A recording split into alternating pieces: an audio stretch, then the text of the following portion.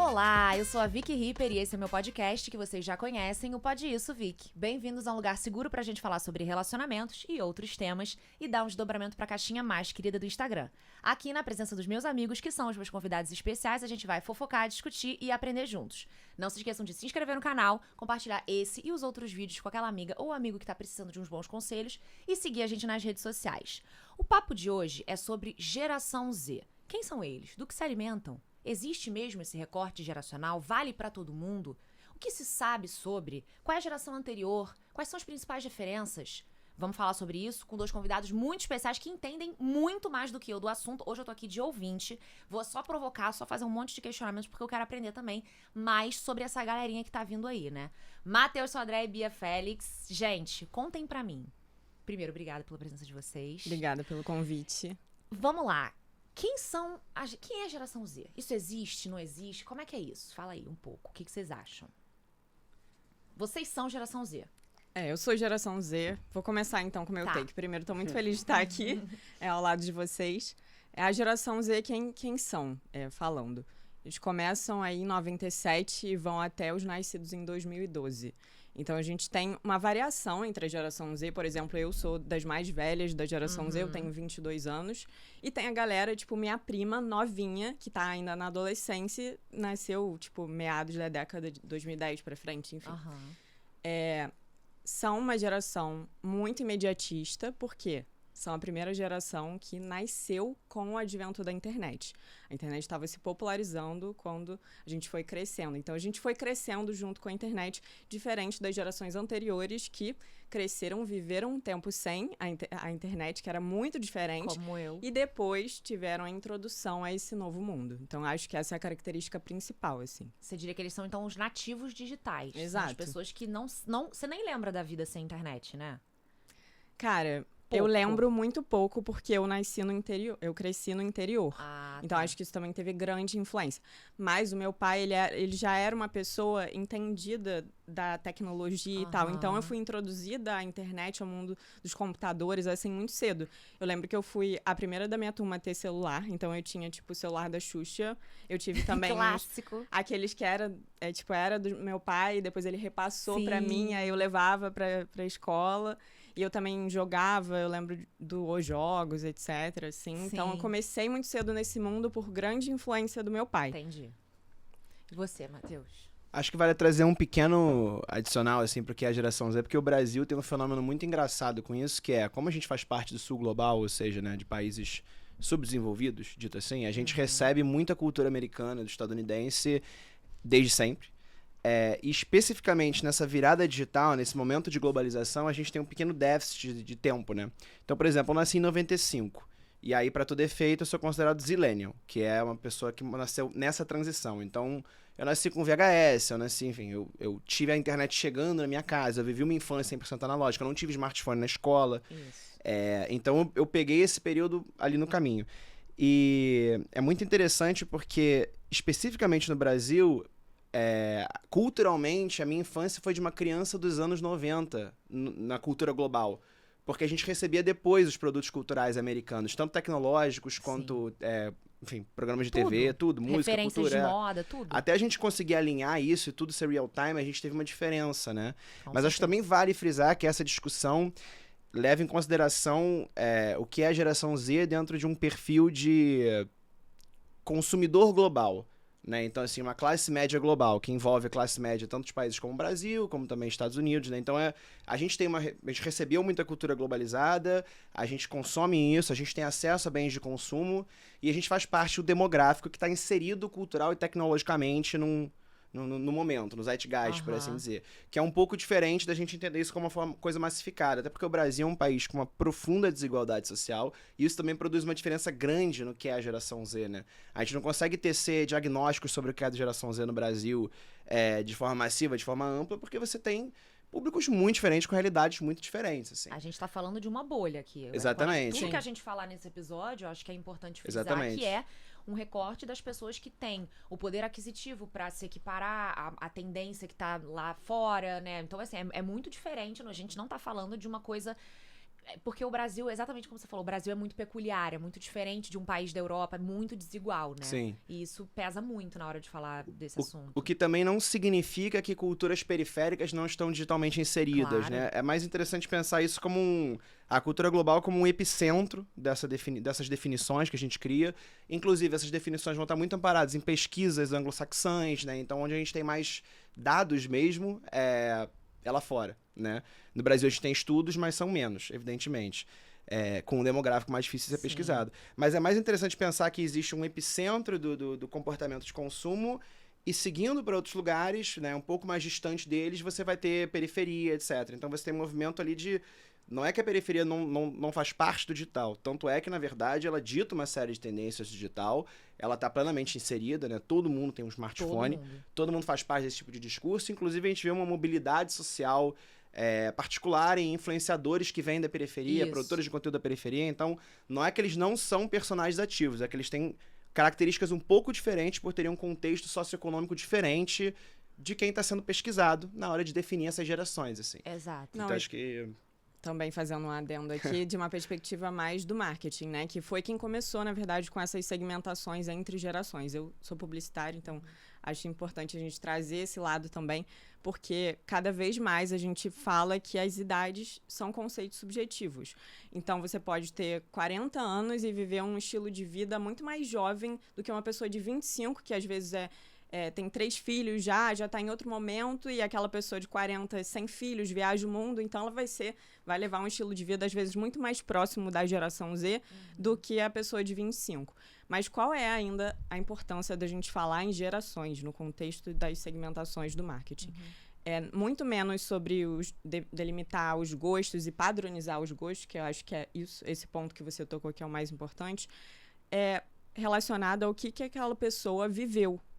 Porque a pessoa que nasceu por exemplo, eu nasci em 2002, foi o ano da Copa do Mundo, e aí eu vivi o meu período de faculdade na pandemia, tudo isso tem uma influência em quem eu serei, e isso, muito provavelmente, aí generalizando, vai ditar como eu vou ter essa visão de mundo e como eu vou pensar e agir em relação ao mundo. Com certeza. Outro dia eu tava... Não sei se foi no seu podcast que eu tava ouvindo ou se foi no de uma outra psicóloga, que ela tava falando assim... A geração Z se tornou adulta na pandemia. Ela viveu rituais e momentos muito marcantes da vida de um jovem, da vida de uma pessoa, em casa. Isso é aterrorizante, cara. Aterrorizante. E eu até tava escrevendo sobre isso outro dia, assim. Eu tinha 25...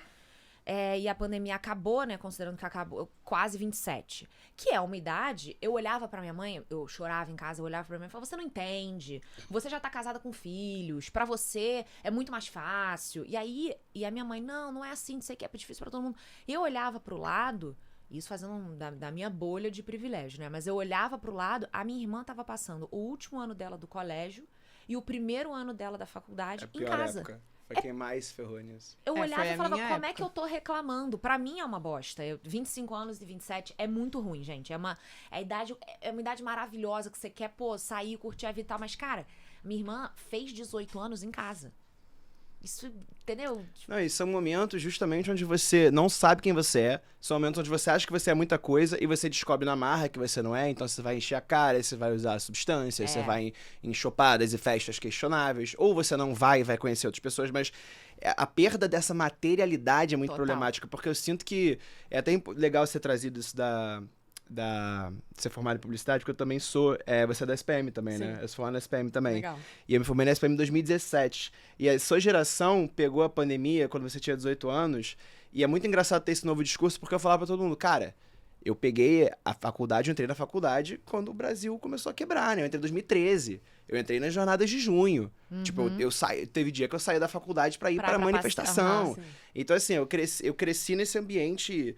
desse turbilhão político, a gente cresceu na promessa de um Brasil falido, né? E aí entram algumas peculiaridades, assim, eu acho que os millennials, de forma geral, no mundo, têm um descontentamento com o jeito que as coisas se tornaram, porque a nossa história é a história de testemunhar a perda da materialidade, né? Da tangibilidade que dá sentido às coisas, e a gente não tem a natividade digital para conseguir substituir isso, ou para nunca ter tido isso em primeiro lugar, então a falta ela é muito pujante, né? Mas eu acho que também tem uma questão muito especificamente da classe média brasileira. De, por exemplo, eu tenho amigos que têm, sei lá, 8 anos a mais do que eu. Eles se formaram, eles tiveram um emprego razoável, foram crescendo nas carreiras e a vida não bateu. Eu entrei em 2013 na faculdade, então o Brasil foi quebrar um pouquinho depois. A minha família tinha quebrado alguns anos antes e eu era bolsista na faculdade, então já tinha essa pressão. E aí, conforme o Brasil vai progredindo, não é só o Brasil que quebra, porque o mercado publicitário vira uma outra coisa. E a gente entra na era do digital, no meio da faculdade, que era uma das mais atualizadas do Brasil, e não dava nada digital, porque foi uma virada muito rápida. Então, assim, de repente, a gente estava se formando para uma coisa que era cultura de agência, que não existia mais, e a gente estava indo para o mercado. O redator e o diretor iam, porra, tá de sacanagem, assim, não existe isso. Gente, eu fiz jornalismo. Eu fiz jornalismo depois, né, que eu me formei em Direito, eu fiz jornalismo e a gente tinha uma matéria que era jornal impresso. No que consistia a matéria? Ele botava, como é que eram as aulas, tá? Eu lembro perfeitamente que a aula era assim, ele botava no quadro, tinha como é que chama isso, gente? Data show, esse projetor aí. Slide, Ele botava, tô um pouquinho velha aqui, ele botava 5 notícias. Falava assim pra gente, qual dessas vocês escolheriam pra estar na capa? Aí todo mundo votava. Maradona morreu, não sei o quê. Não, essa não, porque essa é mais importante no contexto Brasil. A discussão era essa. E aí, às vezes, ele dividia a sala em grupo e falava 2 grupos. Vocês são a redação de um jornal, vocês são a redação de outro jornal. Eu vou dar as notícias, vocês montam um jornal. Cara, isso eu entrei na faculdade de jornalismo em 2019. Logo depois, pandemia, né? Me formei em 2022. Quando eu me formei em 2022, eu tava no último período só com monografia e o pessoal da faculdade veio e falou assim, atenção, todos os alunos têm o direito de mudar o currículo, porque nós estamos extinguindo o curso de comunicação da PUC. Ele não é como nós conhecemos, que você faz um ciclo básico, né, de 3 semestres. Eu fiz vestibular pra isso daí. Exatamente, 3 semestres. Você faz 3 semestres de comunicação em TV, comunicação e não sei o quê, comunicação não sei o quê, depois você escolhe cinema, publicidade ou jornalismo. Agora não é mais isso. Agora são 2 faculdades completamente diferentes. Um curso de jornalismo e um curso de estudos de mídia. Esse, sim, subdividido entre cinema e publicidade. E é um curso que é totalmente voltado pro digital. Então eu peguei uma pessoa falando de jornal impresso, que a minha mãe, que não é uma pessoa digital, não assina mais. Minha mãe já tem uns 10 anos que ela lê jornal no iPad. E a minha mãe, cara, tem 60 anos, ela não é uma pessoa... Tipo, eu não vou dizer que a minha mãe é das mais desatualizadas, não é. Mas ela não é aquela que redes sociais, nada disso. E eu saí da faculdade com a parada e falei assim, sabe o seu curso? Tá extinto. Pois é, a gente tá mudando tudo. E, cara, é muito louco você crescer assim, você vê... É muito doido, é uma mudança de paradigma que, assim... Parece que nunca antes tinha acontecido, né? Nossos pais viveram de severas crises econômicas, ditaduras, democratização, falência, plano real, não sei o quê. E mesmo assim, por exemplo, o meu pai era editor do Jornal do Brasil. Você nem deve lembrar o que era o Jornal do Brasil. O Jornal do Brasil acho que acabou em 2009, sei lá. Ele acabou e saiu uma volta, não deu certo. Foi no meio dos anos 2000 foi trágica a espiral do Jornal do Brasil. Meu pai era editor do Jornal do Brasil. Quando meu pai era jovem, o Jornal do Brasil já existia. Sim. E provavelmente era uma ambição pra ele. E aí ele fez uma carreira inteira lá e deixou de existir. E deixou de existir quando eu tô entrando na vida adulta. Então, assim, é uma virada que é uma coisa de, cara, a gente tá vivendo eventos sem precedentes há 15 anos, né? E a velocidade com que se intensifica é aterrorizante. Cansada. Eu queria não viver um evento histórico. Teve até um meme que é assim, será que a gente pode parar de viver eventos históricos só um pouquinho, só um ano, assim, só ficar tranquila? Crise climática, pandemia, um ano, gente, um ano. E só vai piorar, né? Só vai piorar. Acho que a gente vai ter outra pandemia em menos de 10 anos, credo, provavelmente. Pelo amor de Deus. Mas pra mim, o maior, assim, baque que eu tive foi quando eu entrei na faculdade. Tava um pouco ainda se falando sobre trabalhar em agência. O que vocês querem fazer, dando a agência como opção. Inclusive, eu queria ser relações públicas, tipo assim, nada a ver com... Nunca nem estagiei nessa área.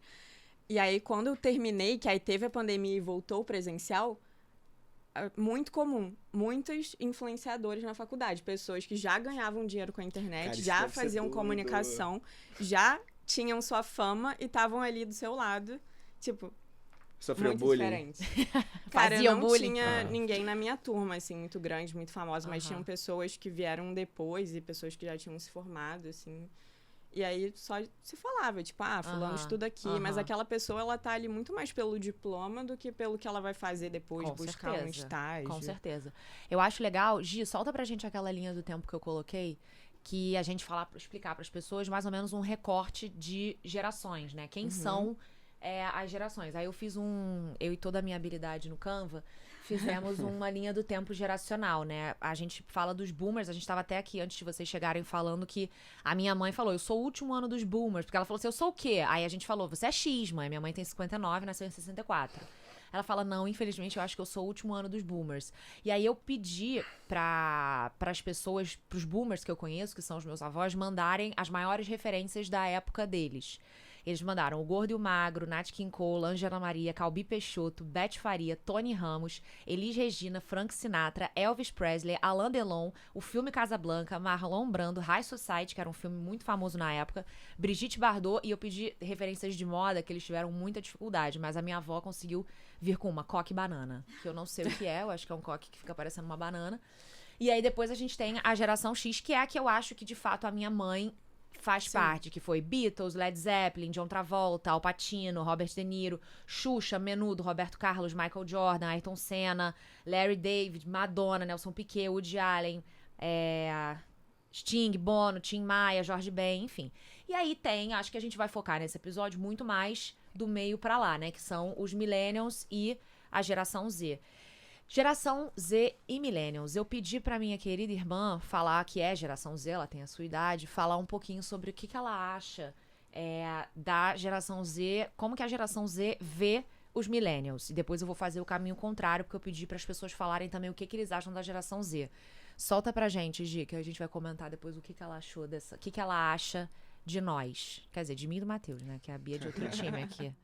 Olá, pode isso, Vicky. Oi, pessoal. Fui chamada pra falar aqui sobre algumas diferenças entre as gerações Millennial e Z. Bom, pra quem não sabe, eu sou uma pessoa da geração Z, eu tenho 22 anos e eu cresci a minha vida toda com a minha irmã, que é uma Millennial. Bom, primeiramente, eu noto muita diferença no jeito de se vestir, no jeito de digitar no WhatsApp, ou enfim, em qualquer jeito de digitar. Por quê? Pra questão da moda. Os Millennials, eles já eram adeptos de várias outras coisas, né? Então, tipo assim, calça skinny, meia não aparecendo, enfim, um estilo de look um pouco mais básico, um pouco mais sem personalidade, talvez. Aquela coisa do maxi colar, que acontecia muito. Coisas, assim, bem características, como, por exemplo, eu vi outro dia um post que mostrava claramente as diferenças entre a geração Z e a Millennial de se vestir. Então, por exemplo, a Millennial usa uma meia, aquela meia que não aparece. Os Gen Zs usam meia altinha, assim, com tênis samba da Adidas. Eu acho que tem coisas muito claras na nossa geração, né? Então, tipo, tênis samba da Adidas, calça wide leg, porque na época dos Millennials era skinny, né? Lá atrás. Eu já usei calça skinny, tá, gente? Era porque o que tava na moda, mas... Enfim, isso de digitar no WhatsApp é muito real, gente, meu Deus. Os millennials, eu sinto que eles escrevem, tipo, com ponto, com vírgula, com a maior concordância possível. Gen Z, se você entende uma mensagem de texto da Gen Z, você tá de parabéns, porque a gente realmente escreve em código, tudo abreviado. Uma coisa também que eu preciso falar. Gente, só porque eu sou Gen Z e eu não tive Orkut, não quer dizer que eu sou uma pessoa menos vivida que vocês não, tá? Mas enfim, deixa quieto, né? Porque minha irmã me disse isso a vida inteira. Você não sabe o que é viver, você não teve Orkut. Acho que outro ponto importante que a galera millennial, eles sabem mais o que é ralar, eles têm mais essa cabeça mais fechada, mais dura, porque a vida ensinou isso pra eles. A Gen Z, eu sinto que é muito uma geração que passam muito a mão na nossa cabeça, tudo tá ok, tudo bem ser diferente em X, Y, Z, e tudo bem, realmente, mas tem alguns aspectos que, vamos lá, né? Vamos querer melhorar isso aí. Não é só porque eu sou Gen Z que eu concordo com tudo da Gen Z, tá, gente? Eu acho que a nossa geração, ela tem várias falhas, mas, e isso da galera millennial, eu acho que eles sabem como é ralar na vida, porque a maioria já foi, tipo, extremamente esculachado, porque era uma época que, enfim, né, não se passava muito a mão na cabeça, o pessoal não sabia que dava pra ganhar dinheiro com tigrinho, nem com Instagram, nem com TikTok, nem com nada assim. Eles julgam um pouco, os millennials, eles julgam. Ah, mas você é Gen Z? Tipo, é um termo meio pejorativo, entendeu? Vamos entender aí o porquê. Acho que vocês estão tendo bastante ajuda da minha irmã pra entender. As minhas amigas consideram muito a geração millennial como uma geração um pouco vergonha alheia, um pouco cringe. Cringe, né? Esse termo, inclusive, é bastante usado pra se referir a eles. Eu, inclusive, perguntei pras minhas amigas, o que vocês acham dos millennials? E a maioria respondeu cringe. Gente, fiquem atentos aos emojis, tá? Galera, millennial, parem de usar aquele emoji rindo com um chorinho. Não é legal. Vamos evitar esse. É isso. E aí, o que vocês acham de tudo isso que ela falou? Primeira coisa de tudo, eu tive Orkut, eu participava de comunidades. Mentira! E aí começaram os meus recebidos, porque eu participava da comunidade de amostras grátis, e aí eu me inscrevia pra receber amostras grátis, elas chegavam na minha casa. Juro, Gente, era muito legal. Eu tô passada. Você tinha Juro. quantos anos? É. Cara, eu era muito nova. Você tinha, tipo, 9? O Orkut acabou o quê? 2010? Foi, 2011, é. Tinha por aí. Eu lembro que, tipo, 7 anos eu acho que eu tinha Orkut. Gente, caraca. Fazenda Feliz. Bom, eram bons tempos, né? Cara, acho que tem algumas coisas engraçadas nessa disputa, né? Aham, Porque, assim, primeiro que eu acho que é uma disputa que é sempre divertida. Eu, por exemplo, como millennial trabalhador, sempre falo pra galera mais nova, cara, vocês não sabem o que é trabalhar lá. Mas, assim, de forma geral, cara, é muito... São gaps naturais, né? Claro. Tipo, em 2000, nos anos 10, a gente olhava com horror pra galera 10 anos mais velha que a gente. Ah, calça skinny. Tipo, a calça skinny é, pô, resultado de toda uma movimentação de moda, de recessão. Então, tá muito mais relacionado não a comprar roupas em volume. Não que fosse político isso, né? Mas é reflexo de um momento político do mundo, que é o indeslize, etc., que tem muito a ver com o momento de recessão depois do crash de 2008 e tal. Aí você pega, por exemplo, o jeito de falar, tipo, isso não é geração Z, isso aí é internet slang, né? Tipo, qualquer pessoa que usa o Twitter fala assim, tipo, não tem... Esse senso de autoimportância é uma coisa que a gente, entrando ali nessa casa dos 30, tendo adultos, hoje, né, existem adultos com uma cabeça radicalmente diferente da nossa. Sim. Há pouco tempo atrás, antes da pandemia, nós éramos os únicos adultos jovens possíveis, né? Sim. Então a gente tá aprendendo a ceder esse protagonismo, né? E a geração que vem, ela nunca vai estar cedendo esse protagonismo. Então, um senso de importância, grotesco, uma ideia de que todo mundo é constrangedor, menos eles, que geralmente são os mais constrangedores por N motivos. Quando ela fala um jeito de se vestir sem personalidade. Gente, cara, a geração Z toda se veste igual. Não, gente. é porque a geração Z é isso, é uma configuração de TikTok, né? E pensando assim, mais uma vez, né, nesse caso seria um corte, nesse recorte classe média global, papapá do TikTok, mas você pega, por exemplo, as roupas da geração Z e elas são, sei lá, 45 cores diferentes. E aí tudo parece que é hiper personalizado, mas na verdade são infinitas combinações da mesma coisa, entendeu? Óbvio. E, porra, isso também se estende a algum nível pra gente, isso se estende a algum nível pra todo mundo, assim. Só que a geração Z, ela tem uma coisa mais nichada, porque eu acho que... E aí é uma tese não muito embasada, né, de algumas leituras, mas eu acho que pela ausência de materialidade, a gente sabe quem a gente é baseado nas convivências que a gente tem, nos lugares que a gente frequenta, nas amizades que a gente faz, em tudo que a gente tentou ser e não foi, mas principalmente tudo isso é material, é tangível, né, a gente experienciou isso. Sim. Então a nossa identidade é moldada em muito, e a nossa subjetividade como um todo é moldada em muito pelas nossas interações. A gente não tem esse digital social tão forte, ele é uma extensão. Pós-pandemia, você tem uma inversão disso, né? Então, você tem um momento onde o digital social, ele, na verdade, antecede o físico. Ele prevalece, E aí, a gente, hoje em dia, tem mecanismos onde isso prevalece. E, cara, você tem interseções geracionais aí. Por exemplo, a geração Z é extremamente gamer. Mas ela não é gamer da forma que a gente imagina da pessoa no quarto jogando controle. Ela joga Roblox, ela joga Fortnite. Eu jogo Fortnite. Não sei nem o que é isso. Eu não jogo, por exemplo. Eu Roblox sou geração Z, aí se generalizar... Eu não Exatamente. sei, Geração eu não sei Z é nem gamer. o que Se você for pro isso. individual, tem sempre muita nuance, intercâmbio, assim. Só que a briga é sempre isso, é um choque de realidades que, na verdade, pô, daqui a 10 anos vai ter uma coisa ainda mais alienígena, falando assim, Exato. nossa, geração Z...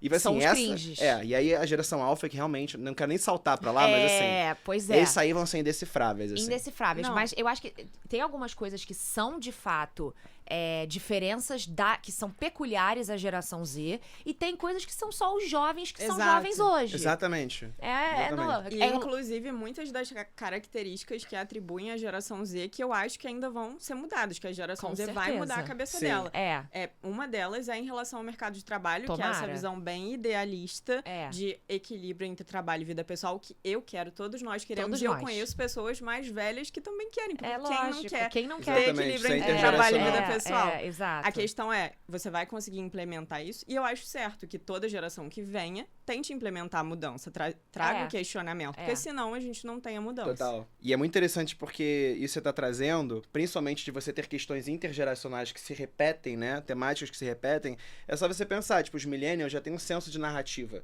Tipo, a gente era uma coisa, tanto que você vai pegar, se você puxar em arquivos de internet, etc., a análise sobre o que são os millennials em 2001, a Total. perspectiva é outra. Totalmente. Por quê? Porque eles estão ali com 15 anos, com 20 anos, né? Então você pega a virada dos anos 10, etc, e você tem uma leitura sobre os milênios. Agora é outra leitura. Então, assim, o que vai ser a geração Z não é o que ela é agora. O que ela é agora é ela botando o pé no mundo. O que vai ser ela frente aos extremos climáticos, frente à hiperdigitalização, frente a uma galera que vai ser talvez muito mais competente do que eles mercadologicamente, porque acho que eles vão sofrer muito mais com a substituição de mão de obra a níveis mais especializados do que a gente. Então, assim, tem uma questão aí, né, de faltar história pra contar ainda. E isso faz muita diferença mesmo. Falta história pra contar, exatamente. Eu acho que a gente ainda não sabe. A gente ainda não Sim. sabe, porque a geração Z é a geração do momento. Mas eu vejo, por exemplo, é claro que toda geração que vem é sempre muito mais evoluída no sentido de inclusiva, propagar a diversidade. Toda geração. Eu sou mais que meus pais, meus pais são mais que meus avós, minha irmã é mais do que meus filhos vão ser mais. Mas eu acho a geração Z talvez preste mais atenção nisso. Não sei, Mas eu acho que tá mais dentro, e aí você, especialista da geração Z, também pode trazer isso, que eu acho que isso tá mais dentro de uma questão de hiperindividualização e rótulo também, né? Mais do que, tipo, um movimento de... Claro que tem a questão da diversidade que já é introjetada neles desde sempre. Sim. Mas essa gama absurda de denominações, esse questionamento de binarismo de gênero, todos esses lugares, essas hiperidentidades, né? Até a hiperrotulação de transtorno. Mas tipo, você puxa um perfil, às vezes, a pessoa mais extrema disso vai estar, tipo, TDAH, neurodivergente, não binário, demissexual. E aí, cara, são, tipo, 1040 rótulos pra uma coisa que, na verdade, são nuances da sua subjetividade. A gente entende que rótulos abarcam muitas coisas dentro deles, porque a gente já viveu pra saber que esses rótulos é isso. Um homem heterossexual pode ser 1000 coisas diferentes, né? Pra essa galera, não. Qualquer traço de personalidade é vestido. Sim. Né? Sim. É uma skin, quase, ali. É uma coisa que é performada no digital, porque não é performada pra fora, né? E isso eu acho que é uma coisa da geração Z. Não é uma coisa de toda a geração que vem. Porque é muito digital, assim. É muito digital. Eu acho que aí já entra, desculpa, Vicky, Não, te não. interromper, mas já entra muito na questão de que a gente nasceu num mundo de muitas incertezas, e aí encontrar essas identidades é uma forma de dar certeza pro que a gente é, que na verdade não é. Porque você, dizendo que você é tudo, você não é nada, você tá tentando se encaixar em padrões que já existem. Mas aí é a mesma história, por exemplo, da monogamia, porque saiu recentemente uma matéria de que a geração Z ama a monogamia, né? E aí eu tava lendo coisas sobre isso e um dos argumentos que eu gostei bastante, porque, claro, não existe uma explicação plausível, as pessoas são diferentes, mas é essa questão de viver num mundo de muitas incertezas e tentar buscar uma certeza, já que a norma para a geração Z é diferente das gerações anteriores, que era a monogamia, porque era prático, monogamia não tem outra opção. A gente cresceu já, tem outras opções, mas se a gente for pro mais pragmático ali?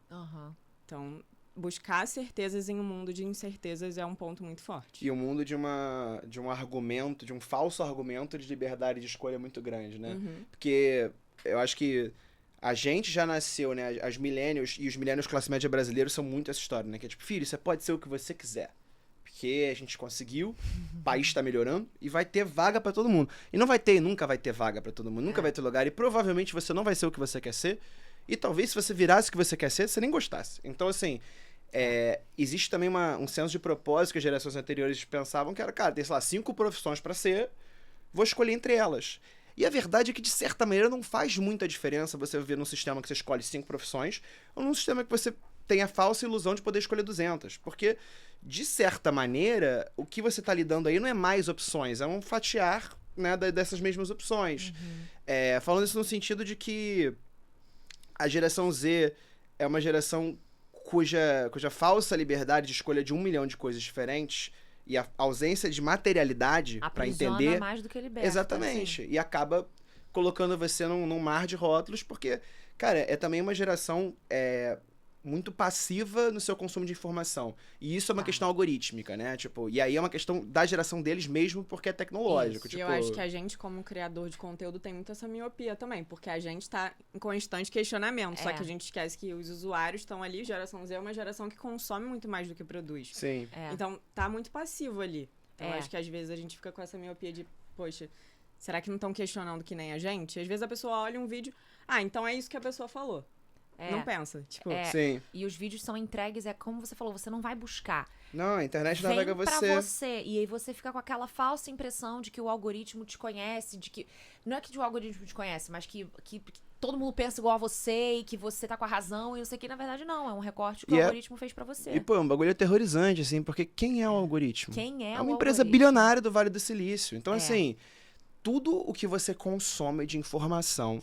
A gente tem uma média de 5 a 8 horas no telefone por dia, vai? Ou mais.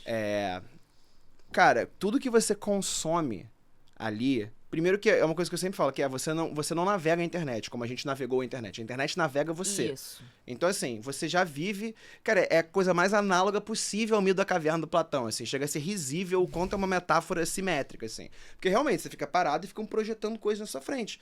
E aí, aquilo, o seu scroll... Você não tá descobrindo nada. Aquilo tá sendo curado pra você. E curado pra você com direcionamento. E é uma curadoria que todo mundo fala, ai, meu algoritmo, nossa, eu treinei ele pra ser perfeito. Óbvio, pô, ele que tá treinando você a achar as coisas. E se ele quiser começar a deslizar informação referente a outras coisas, como você já presume que aquilo é o seu campo de concordância identitária, você vai topar. Então tem muito interesse pra saber como a geração Z vai lidar e driblar essa passividade, principalmente política, mas ideológica, de consumo, etc., a partir do momento que tudo que eles recebem é direcionado para eles.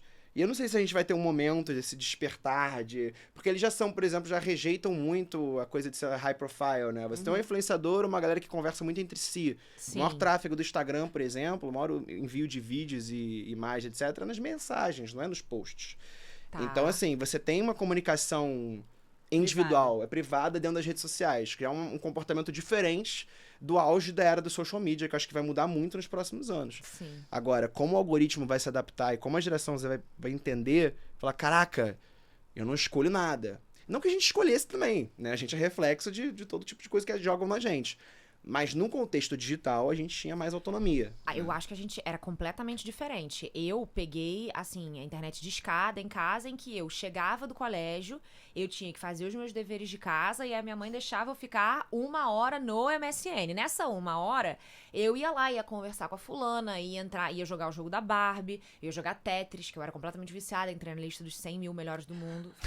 Eu era completamente obcecada por Tetris. Ficava jogando. Acabou. Era desligar o computador, botar aquela capa transparente, que de transparente não tinha nada, e...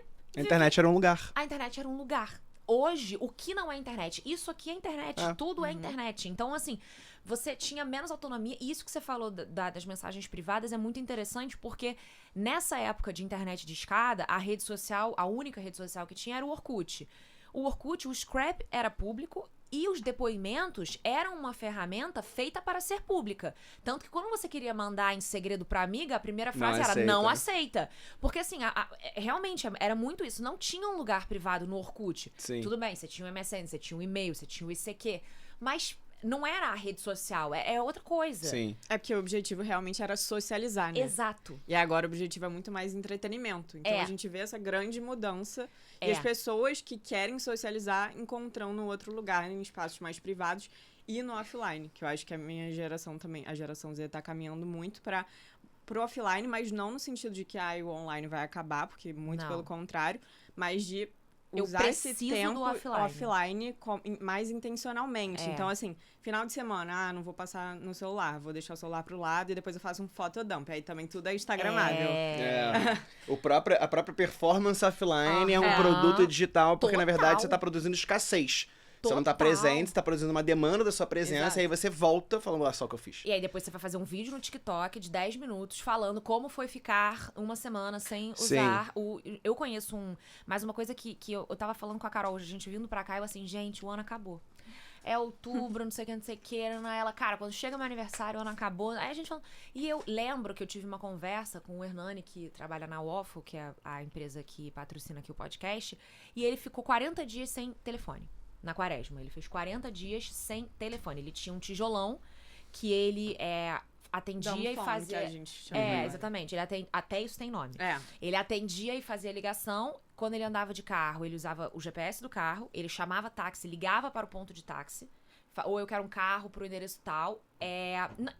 Comprava ingresso de cinema na bilheteria, não tinha um telefone, ficou 40 dias assim. Eu falei, e aí? Como é que você tá vivendo isso? Pra você falar com ele era um parto, eu ligava pro telefone da empresa, chamava ele, era um negócio. Ele falou, cara, o meu tempo passa diferente. O meu fim de semana parece que tem 4 dias. Chega no final do fim de semana, eu já não tenho mais o que fazer. E eu tenho a impressão que todo fim de semana dura 5 minutos.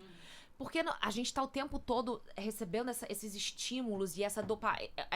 como é que fala? Os níveis de dopamina o tempo todo malucos, indo pra cima e pra baixo, de uma forma que isso afeta a nossa percepção do tempo.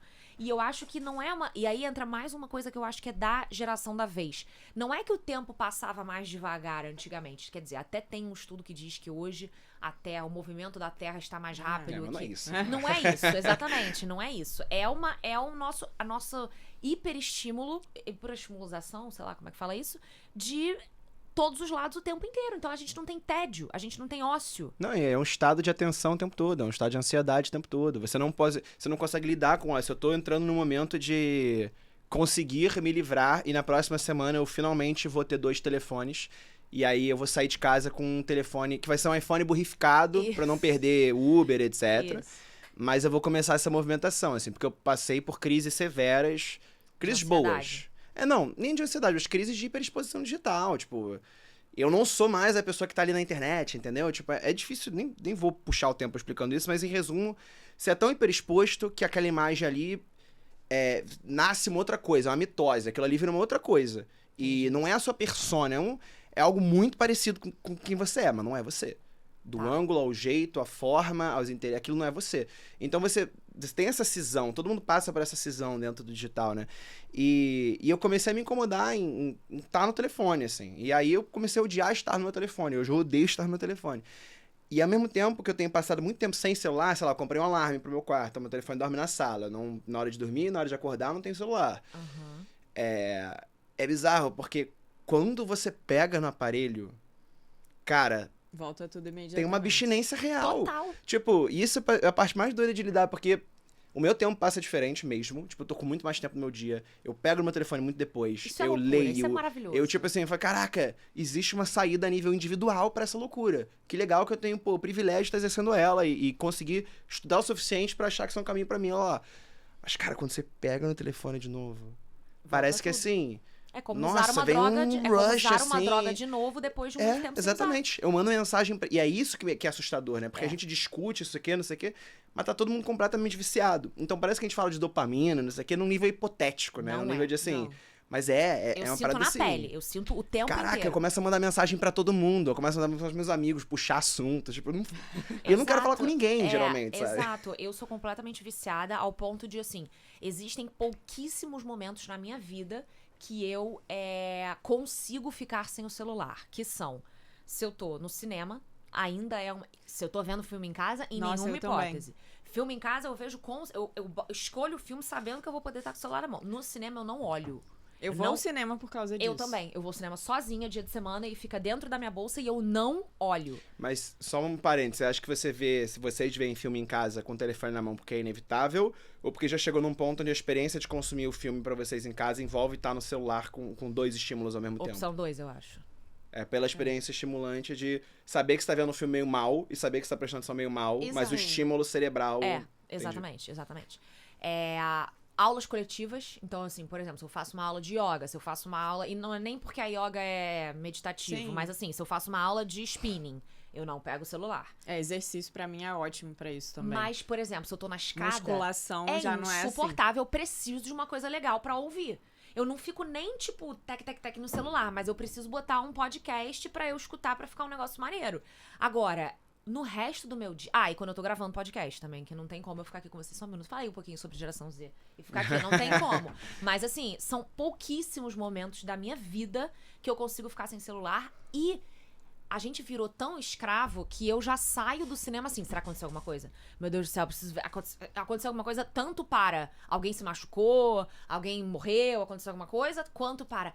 será que a Kendall Jenner não sei o que tá grávida? Vamos ver. Tipo, sempre uma necessidade de estar ali, não missing out, né? Sim, e é muito doido.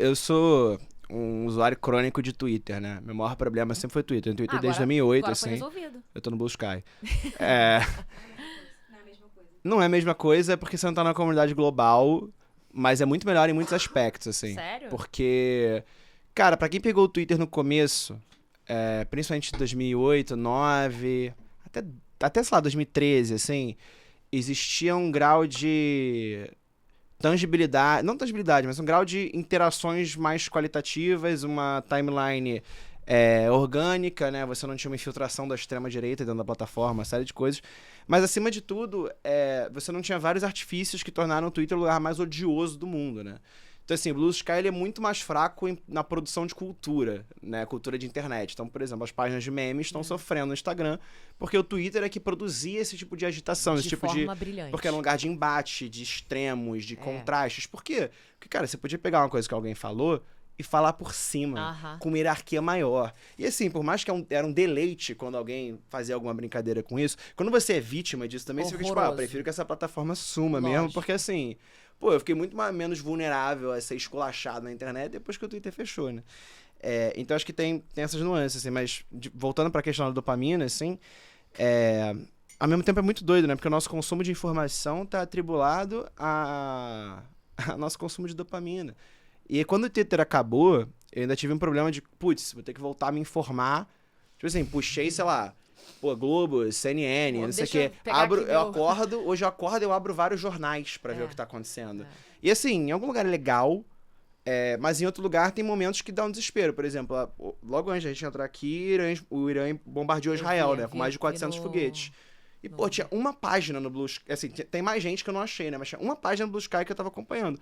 E não é o estímulo dopamínico ali, né? Mas é a sensação de que você pode ter acesso a um evento mundial em real time. Isso faz uma falta. Só que, cara, eu tô sentindo falta, mas e a galera que não tem Twitter? Eu falei, cara, as pessoas se informam pelo Instagram. As pessoas se informam pelos stories. As pessoas se informam porque alguém fez um vídeo falando de alguma coisa. Gente, isso é desesperador. Isso é assim, meu Deus do céu. E aí o discurso digital inteiro, as notícias e a hierarquia das notícias é orientada por um algoritmo.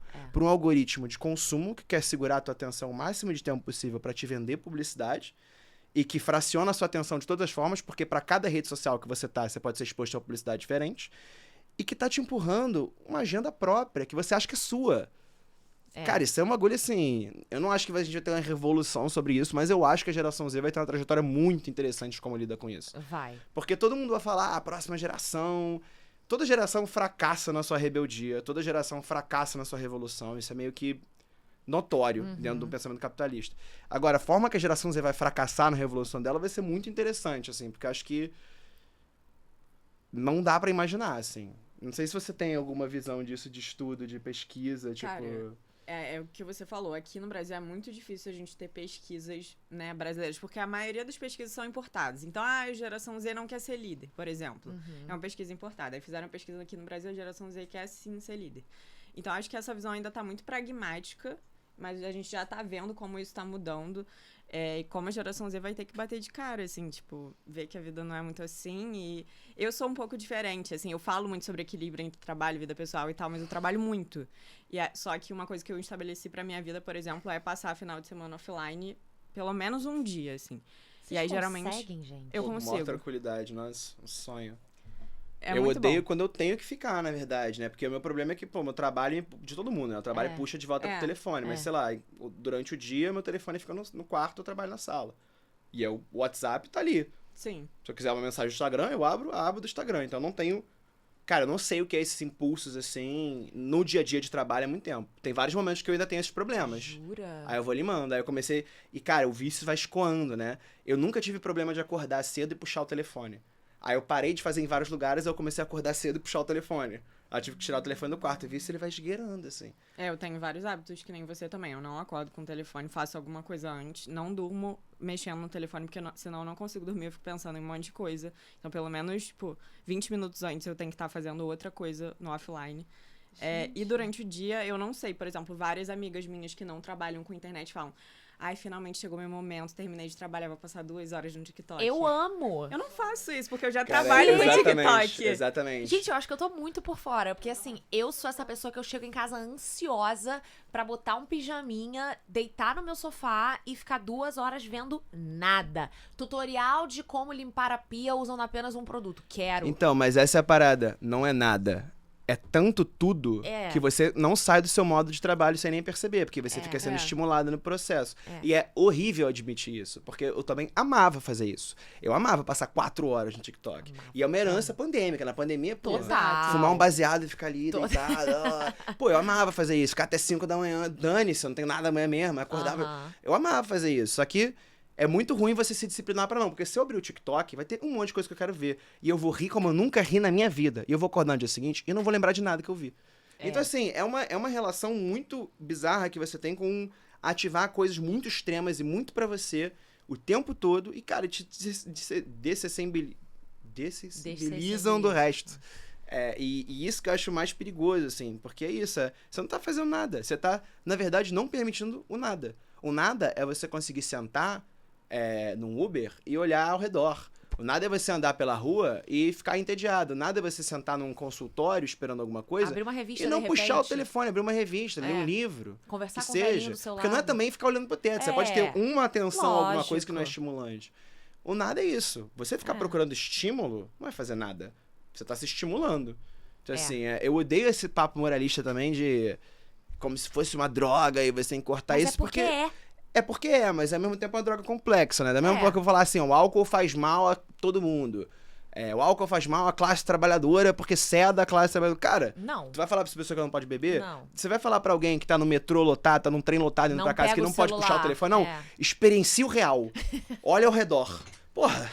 Vai pra porra. Porra, né? Então, assim, eles viram subterfúgios também, escapismos que vão infiltrando, né? E que infiltram discursos, né? Sei lá, a gente tá vendo agora, por exemplo, uma ascensão grande do pensamento neoliberal nas classes mais baixas brasileiras, que antes, não é que não tinha uma visão sobre isso, mas era uma visão mais heterogênea, né? Você tinha grupos da esquerda, da direita, como em qualquer setor. Mas hoje em dia, por exemplo, você pega o funk liberal em São Paulo, você pega a virada que parte do funk ostentação tomou para assumir um espaço ali de promover o neoliberalismo, o pensamento neoliberal, você associa isso com o Tigrinho, com o Coach, com o Paulo Marçal. Então você tem um pensamento que se infiltra, sei lá, isso zero que eu vou falar, zero uma pesquisa, né, zero um número, mas é um fala qualitativa. Eu passei na rua e tinha um porteiro falando para outro. O Paulo Marçal não é nem de esquerda nem de direita, ele é povão. E assim, essa ideia de que você consegue alguma coisa se você se esforçar, é uma ideia muito liberal, porque o sistema não funciona assim. Se eu tivesse tido o mesmo nível de esforço que eu tive e fosse... Não precisa nem mudar a classe. Se eu fosse uma mulher, eu não teria aberto, assim, 1/3 dos caminhos que eu abri. Então, assim, esse discurso vai colando pela lógica do algoritmo. E aí, mais uma vez, voltando pra questão geracional, assim... Esse vício que a gente tem, e aí você tem a geração de agora, que já é viciada, e você tem a geração de baixo, que, assim... Vai ser um só com a máquina. Esses não sei o que vai ser, eu não entendeu? sei nem o que vai ser. E como que vocês acham que isso afeta o consumo da geração Z? Vocês acham que a geração Z é mais consumista ou menos consumista? Ou você acha que é um consumo muito mais... Todo mundo compra a mesma coisa só pra ter? Como é que vocês veem isso? Cara, a geração Z é a primeira que começou a influenciar as outras gerações, né? Porque antes a gente não se deixava se levar pelas gerações mais jovens, tipo... Ai, você é jovem, tá usando isso? E agora é tipo, você não pode mais usar calça skinny. E aí você para de usar calça skinny. Então tem muito essa questão da influência e também das redes sociais ditarem comportamento e vice-versa. Então a geração Z dita pra quem tá nas redes sociais e as redes sociais ditam que a geração Z tem que vestir, tem que usar, tem que comprar. E também grande parte vem do bolso dos pais, né? Então... Tem muito uma questão que vai mudar ainda. Quando a geração comportamento começar de compra. tipo, crianças comprando Drunk Elephant na Sephora. Tipo, É. eu nunca comprei Drunk Elephant, sabe? Mas essas crianças, elas são alfa? O que elas são? Elas são alfa. Elas são alfa. Alfa é o quê, gente? Quantos anos tem alfa? Nascidos a partir de 2012, 13, assim. Tá, e a tem primeira... uma prima alfa. A geração que nasceu com a inteligência artificial, né? Então, além da internet... Aí já era. Eles vão acabar com a gente. Cara, e sem nenhum discernimento do que é verdade e o que não é. Porque a questão é que o que importa como verdade material pra gente, quando você passa algumas gerações, quando você desce 2 gerações, é como se você subir agora pra geração X, por exemplo, ou até pros boomers, você vai entender que a verdade deles é uma verdade que se você contextualizar na época faz sentido, mas pra gente não importa. Várias coisas. Desde coisas básicas do tipo, essas pessoas consertavam tudo na casa delas e a gente chama alguém.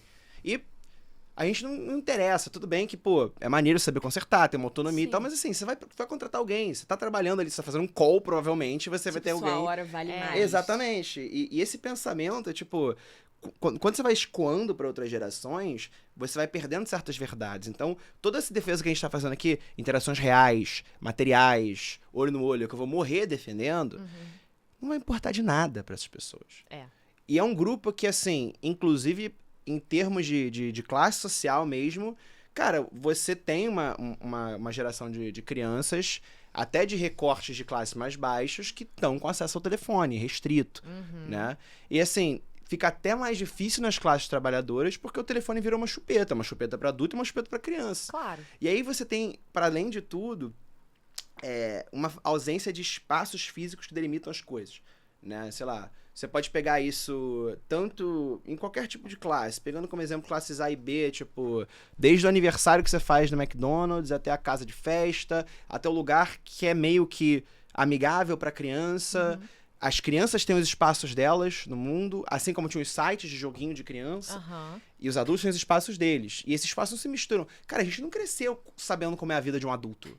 A gente não cresceu sabendo como um adulto vive. Uma criança hoje sabe como um adulto vive, como uma criança 1 ano mais velho que ela vive, como uma criança 2 anos mais nova vive, como uma adolescente vive, e ela sabe quais são as tendências de consumo, ela sabe o que a pessoa que ela idealiza tá fazendo, tá falando, tá agindo. Então, assim, é um salto completamente bizarro de referenciais, sabe? E é uma ausência também, a gente entra na criança, na Sephora, é uma ausência de espaços separados. Tipo, é tudo um espaço só, que é uma trilha de algoritmo. Então você tem a criança que fala com trejeitos de blogueira, age com trejeitos de blogueira, vai na loja, se maquia, ou até, sei lá... Aí você tem... esses dias eu entrei no submundo das crianças coach. Opa! Já me GD, não vou falar arroba, é uma criança, enfim, Eu GD é tô por alguma fora. coisa. E é uma criança que é um menino que fica falando, seja melhor! É um que fala... É um meio gordinho? Não, Que tem uma voz meio... Carlos Piloto. Não, então Esse não era é o... esse. Não, é um outro... Assim, são vários. Tem, tipo, menina. Aí tem um vídeo de uma menina indo dar uma palestra, criança, ela com um pijama de criança, fazendo uma maquiagem, agindo com uma blogueira, indo pra palestra, dar palestra, assim... Bagulho aterrorizante. E, tipo, assim... Tem adultos produzindo isso tudo. Tem uma criança de 15 anos, com um amigo de 15 anos. Veja a nossa trajetória de se tornar... Como eu aluguei um escritório na Faria Lima. E essa galera esse vídeo só... apareceu pra mim, eu só não assisti. Não, Cara, essa assim, eu não vi. E é isso, é tipo um reflexo que essas crianças estão emulando comportamentos de forma totalmente desregrada. Tipo, não interessa pra criança que tem uma geração acima, não interessa o que é cool pra ela mais na frente, não interessa... Porque simplesmente ela caiu. Por exemplo, os meninos, principalmente, estão caindo num pipeline de extrema-direita, que é uma programação algorítmica de coach, podcast e masculinidade, tanto que toda hora viraliza também aqueles... Agora é um novo Red Pill, né? Que é tipo... É não falado o Red Pill, né? Ah, é que aquela... ótimo. O spa de homens, por exemplo. Spa só de homens em Bali, pra homens focarem, fazer networking, não sei o quê. Gente. E aí, assim, são vários, tipo... E o meu Instagram, meu Reels, é muito calibrado pra receber as piores submundos do mundo, assim. E aí, toda vez que eu abro meu Reels é pra ver, tipo, cara, o que de ruim está acontecendo. Eu puxo, assim. E isso tudo é reflexo da falta de espaços separados, né? Os espaços são todos um scroll onde todo o planeta está competindo pra entreter pessoas que você não sabe quem são. E que se você entreter muito, vai ser muito bom. Só que se você entreter em excesso, você vai ser esculachado. Porque Cacilda. a gente não tem nem mais a lógica de não gostar de uma coisa e mudar. A gente se sente invadido. O nosso algoritmo é tão nosso. É o eu, Que- né? O fator eu que exatamente. as pessoas chamam nas redes sociais. Você fez um vídeo sobre isso Fiz. e eu trouxe isso, que é uma coisa que a gente vê muito hoje. Outro dia eu postei eu não lembro o que foi, eu postei um vídeo falando que eu não gostava, vamos supor, de sanduíche de miga. E aí veio uma pessoa e falou assim, não, mas eu adoro sanduíche de miga, minha mãe tem uma fábrica de sanduíche de miga, você tá me ofendendo porque você tá falando que você não gosta de sanduíche de miga. Não é isso. E aí eu Tem uma fiz... fábrica, é muito bom. E aí eu fiz um vídeo, tipo assim, falando, cara, se eu não tiver oprimindo uma minoria, fazendo uma coisa claramente que afaste as pessoas. Eu tô falando só, sei lá, eu não gosto de pão de miga. Tá tudo bem eu não gostar de pão de miga. Isso não é uma forma de te marginalizar, de nada disso. Isso não é um comunicado, não é uma nota. É porque você não tem hierarquia de informação também. Então, assim, tu falar isso na mesa de bar, até você falar uma coisa meio errada numa mesa de bar, ou casualmente, é tipo assim, pô... Talvez essa pessoa tenha uma opinião meio mal informada, ou talvez não concorde com o que ela tá falando, mas eu gosto dela, olha as outras coisas legais que ela falou. Nesse caso, não. Você escuta um corte de podcast, que aí já dá um senso de importância, o podcast deixa a informação em negrito, né? Por isso que a galera tanto imita corte de podcast. E aí você chega numa informação que você fala, não, a totalidade da pessoa é aquela fala dela. E não é nem tipo cultura de cancelamento, é simplesmente essa... É tudo tão fracionado que é consequência disso. Eu fiz uma publi pra uma marca de roupa no Rock in Rio, e o vídeo era um Get Ready With Me, que foi impulsionado pra, sei lá, 10 milhões de pessoas. Ih, saiu, furou a bolha. E aí, furei a bolha como publicidade ainda, né? Então, assim, eu recebi todo tipo de ataque homofóbico e discurso de ódio possível. Só que eu não me sinto atingido por isso. Porque sou eu que estou invadindo a timeline masculina e machona daquele cara que tá puto comigo. Então ele tá vendo homens bombados e aparece eu. Gente, arrume-se comigo pra ir pro Rock in Rio. E aí... Esse cara se sente invadido. Esse cara fala, pô, o que tá acontecendo no mundo? Por quê? Porque a senso de realidade dele é aquela bolha. Então, assim, né, o filme é a vila, né? Tipo, cara, o que tá acontecendo lá fora, né? Caraca. E, tipo... E aí ele, porra, tá acontecendo, isso aqui, que é isso? Essa masculinidade frouxa. E viram as coisas que, porra, tipo assim, não tem nem como te incomodar. Mas é isso, hoje em dia... É tão surreal, né? Que, tipo... a gente é tão resistente na nossa bolha individual que a gente... Porra, entra um negocinho fora, a gente já é bélico, assim. A nossa individualidade tá desse tamanho, cara. É foda. Mas aí eu percebo também que acontece uma questão um pouco perigosa da gente, assim, desse fator eu, que é as pessoas que não se preparam, não constroem essa casca que de um lado é ruim, de outro lado é bom, elas deixam de dar opinião na internet. E aí a gente entra numa internet cada vez mais superficial. Total. E de conteúdos, tipo, até onde é o conteúdo pelo conteúdo que é conteúdo. Então, a gente começa a ver conteúdos inúteis. E a gente fica nessa internet de conteúdos inúteis, porque é o que as pessoas assistem e é o que a massa entende. Porque quanto menos nichado, mais atinge um público maior. Então, você percebe que se você faz isso, atinge mais gente. Então, você vai cada vez mais para a superficialidade através do algoritmo e não de se conectar com pessoas. Então, isso não é... Essa lógica não é exclusiva da internet, né? A lógica de indústria cultural como um todo. É só você pegar o cinema da Marvel, da Disney nos últimos anos, por exemplo, e, sei lá, um exemplo que eu acho clássico, assim, é no Star Wars, sei lá, um dos Star Wars aí novos, tem uma cena de um beijo entre duas mulheres. Que é um take separado, assim, e depois elas aparecem no fundo. Por quê? Porque elas podem ser facilmente removidas quando esse filme passar na China, já que esse filme é dependente de bilheteria chinesa, e tem que ser compatível com esses valores. Então é um filme que custa quase $1 bilhão pra fazer e divulgar. Às vezes o filme da Barbie custou mais pra divulgar do que pra ser feito. E aí você tem que rodar o mundo inteiro recolhendo um lucro que tem que ser mais massivo do que seu investimento massivo. Então você tem que falar com todo mundo. E aí você achata...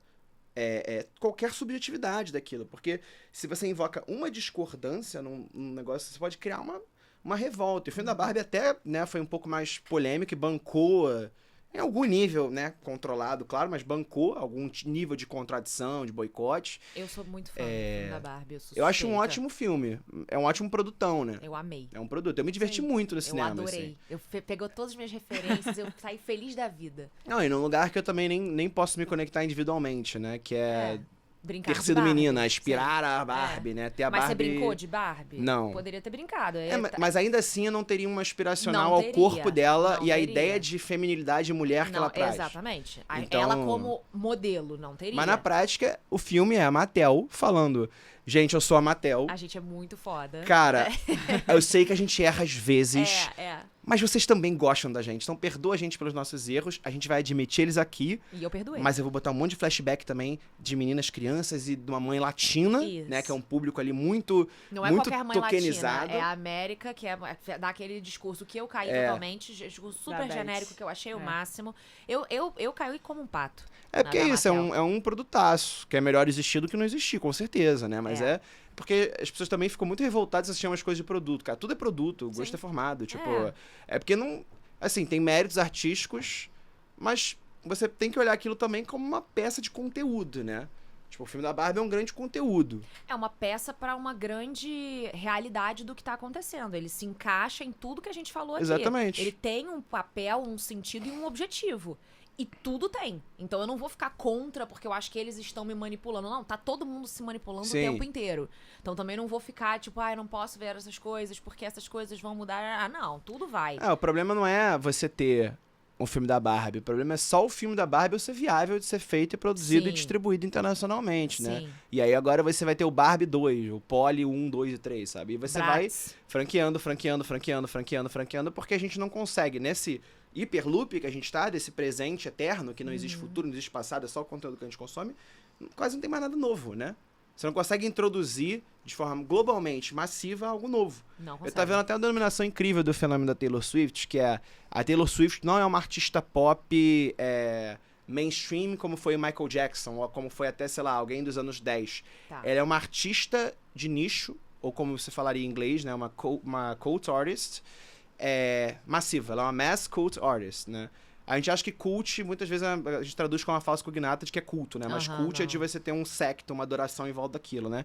E a Taylor Swift é uma pessoa que é massivamente adorada. Ela tem o maior culto do mundo. Ela tem um bizarra. fenômeno que é impossível de você replicar Impossível. pra sempre.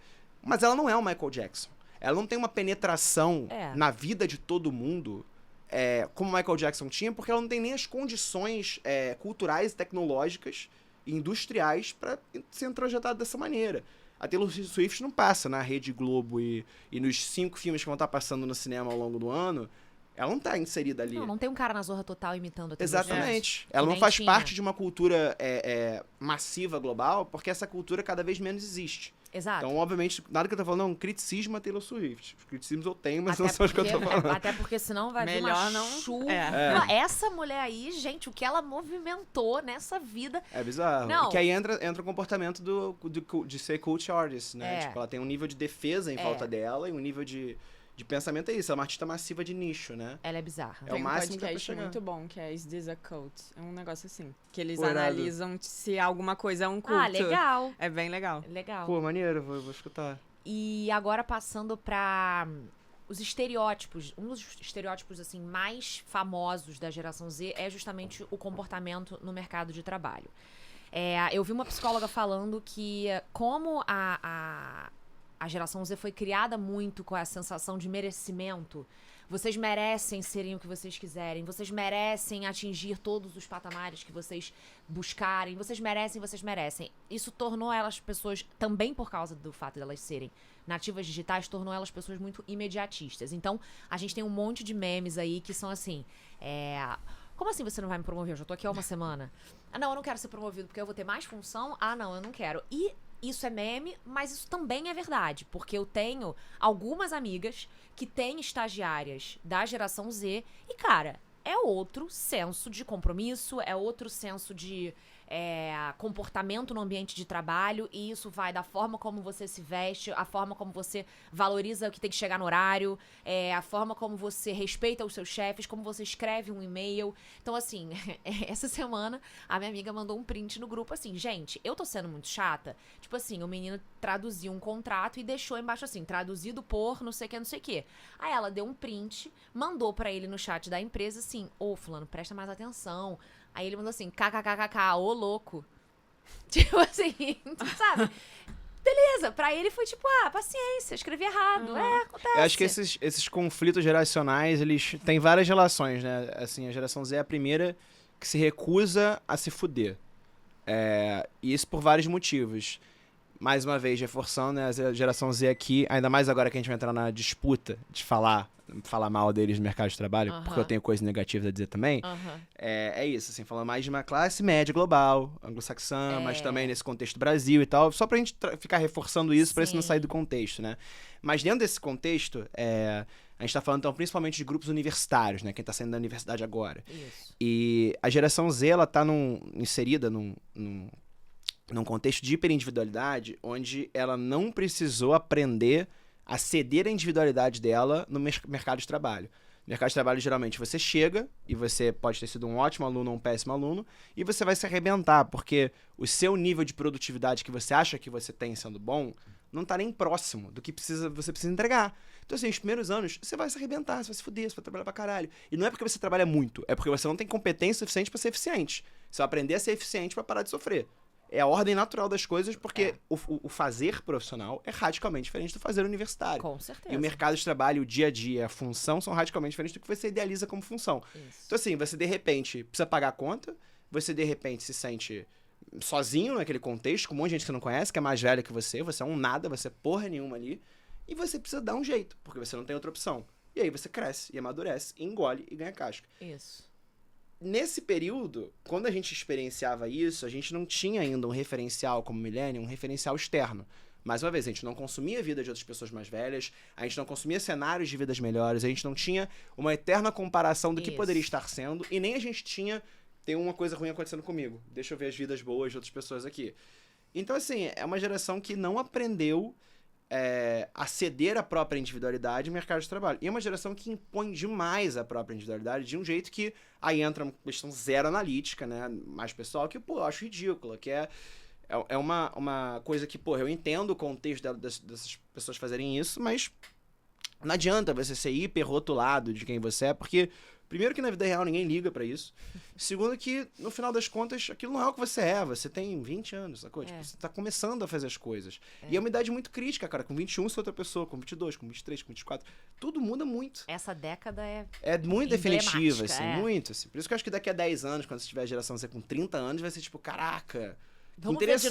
Vamos abrir como de novo esse lidou. livro aqui? Como é que são essas pessoas? Exatamente. O que você acha, Bia? Eu acho que tem muitos fatores aí, vários a gente já comentou. Primeiro que a geração Z, ela, diferente dos millennials que cresceram com só tem uma opção, você tem que se formar, seguir uma carreira porque você tem que trabalhar. A gente já foi criado pela galera da geração X, né? É muito diferente isso, porque, por exemplo, os millennials, os filhos dos millennials muito provavelmente serão alfa. E aí algumas características vão pular gerações, porque né, a criação é diretamente influenciada por quem você vai ser. Quer dizer, o contrário. E aí tem muito a questão da geração Z ainda tá se formando, tá entrando no mercado de trabalho, levando porrada, vai acontecer. E também, muito do que se fala que a geração Z não sabe trabalhar, é preguiçosa, claro, eu acho que tem um fundamento de razão, de certa forma. Eu converso também com muita gente, eu tenho uma consultoria ilustrando, assim, para a geração Z, para marcas que querem se comunicar com a geração Z. Então, eu converso com pessoas de outras gerações que estão com esse desafio e eu vejo que isso é um desafio não só na forma de se comunicar, mas na forma de contratar também, porque o modo de trabalho é muito diferente, mas também parte de uma visão das pessoas de outras gerações de que existem novas formas de trabalho. E às vezes eles não consideram isso. Porque a gente tem muito esse ideal imediatista nas relações tradicionais de trabalho CLT, porque a gente tem a comparação com a internet. Da pessoa que tem 20 anos e ficou milionária de um dia para o outro. Sim. E aí, claro, a gente também quer ficar, ou a gente quer virar CEO, partir de estagiário para CEO. E aí, claro que a noção de tempo fica muito mais imediatista e existe muito mais essa cultura da pressa.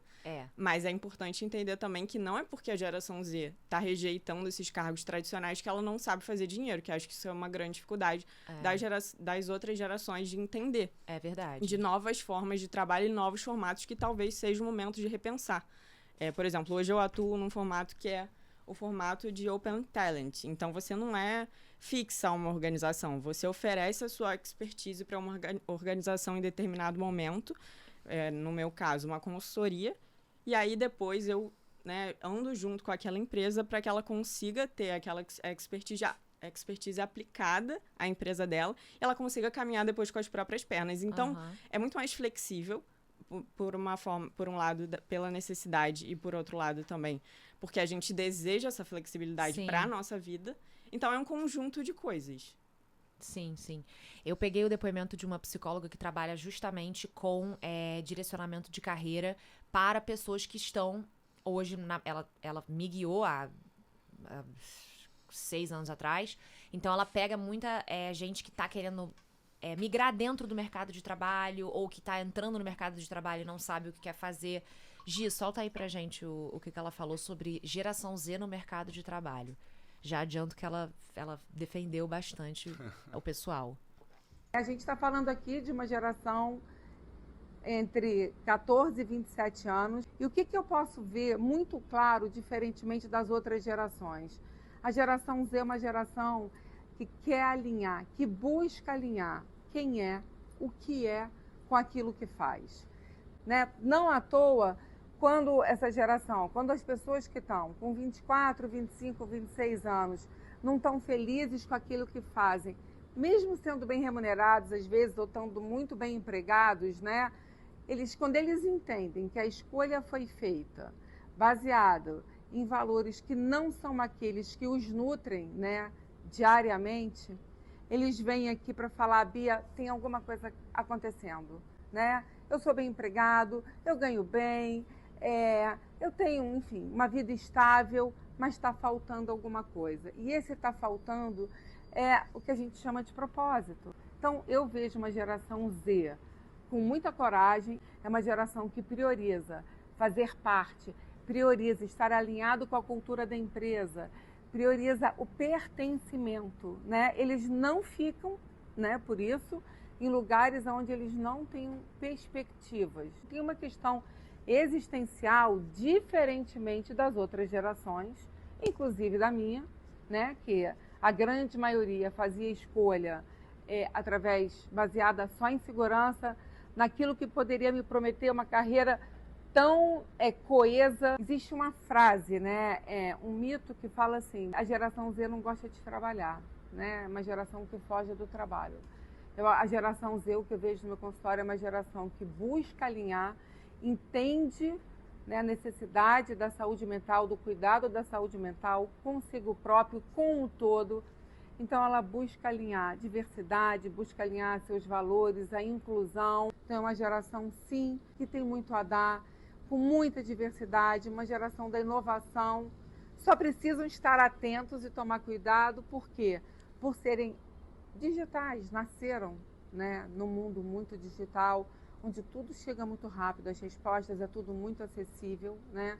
Eles precisam entender que alguns resultados não são tão rápidos assim. Eu acho que toda a leitura dela presume um mundo que não parece estar em tanta mudança assim, né? Tudo que a gente está falando aqui está muito relacionado à nossa relação do nosso eu, do nosso sujeito, de quem nós somos, do que nós queremos, versus o tempo, né? A geração ser alinhada e ter propósito é a mesma coisa que se falava dos millennials há 15 anos atrás, assim. Só que os millennials não tinham que trabalhar naquele momento. Quando eles têm que trabalhar, eles revêem os propósitos deles, ou até começam a pensar, pô, isso é uma coisa notória, assim, mais uma vez não dado de pesquisa, mas, cara, tem pelo menos uns 5 amigos que abandonaram o vegetarianismo nos últimos anos. Existe um abandono de princípios que faz parte também de uma mudança geracional. Existe um abandono de certas coisas, fala assim, você bate o pé e fala, isso aqui eu não vou fazer. Aí você fala, beleza, então ninguém vai te chamar pra nada. Você fala, então vou fazer. É aquele meme, joguei, tipo, todo o meu trabalho pro alto. Deixa, não, vou ter que fazer. Exatamente, tipo, acho que tem uma questão aí também de ser um momento específico. É muito fácil você falar com uma pessoa de 14, 17 anos, é alinhada com o propósito dela. Porque assim, de maneira nenhuma subestimando o que essas pessoas pesquisam, essas crianças pesquisam e entendem, mas é isso, cara, a gente só entende o que é a realidade, infelizmente, vivendo ela e sobrevivendo no mundo tempo suficiente pra se conciliar com ela. Então assim, meus amigos... mais uma vez não é um recorte, né? Mas assim, acho que o pensamento hoje é muito mais de, cara, como é que eu consigo ter qualidade de vida? Se o meu propósito... O que é o meu propósito? Em que momento eu defini o meu propósito? E a qual contexto socioeconômico o meu propósito está alinhado? Né? Então, assim, o propósito parece essa coisa imutável, essa coisa sagrada, essa coisa digna, que te move, que te coloca no mundo. Eu acho que a discussão do propósito é uma coisa muito mais aberta. O seu propósito, na verdade, nem precisa estar no trabalho. Né? E é uma coisa muito mais ampla, assim, e é uma coisa que vai mudar, o seu propósito vai mudar, porque você com 15 anos não sabe o que é o seu propósito. O que você acha sobre ele vai te guiar e vai ser uma evolução constante até você achar isso. Mas com 30 anos, seu propósito já é outro, né? Na grande maioria dos casos. Então, assim, eu acho que tem uma discrepância geracional natural, é mais uma vez aquilo que a gente falou, eu acho que ela tá fazendo uma leitura de geração de uma história que ainda não tá contada.